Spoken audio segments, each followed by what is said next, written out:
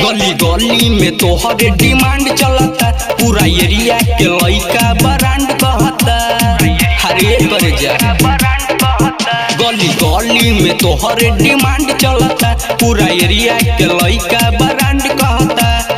लागेलू सुनर जाने से जहाता, एक बार बोल तू पटके देखबू।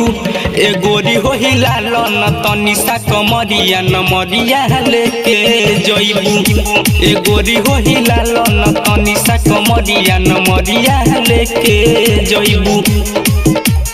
लेके जइबू, लेके जइबू। ए गोरी हो हिलाल न तनी सा कमरिया नमरिया लेके जइबू। ओठ बारसिली तोहर आँख बा नसीली हो, तोरा जैसन माल हमारा कहीं नहीं मिली हो, कहीं नहीं मिली हो। ओठ बारसिली तोहर आँख बा नसीली हो, तोरा जैसन माल हमारा कहीं नहीं मिली हो, मिली हो। ऐलू हना चियर किस्टा में रानी ले न केरा तनी गुप गुप खइबू। ए गोरी हो हिलाल न तनी सा कमरिया नमरिया लेके जइबू। ए गोरी हो हिलाल न तनी सा कमरिया नमरिया लेके जइबू। लेके जइबू, लेके जइबू। ए गोरी हो हिलाल न तनी सा कमरिया नमरिया लेके जइबू।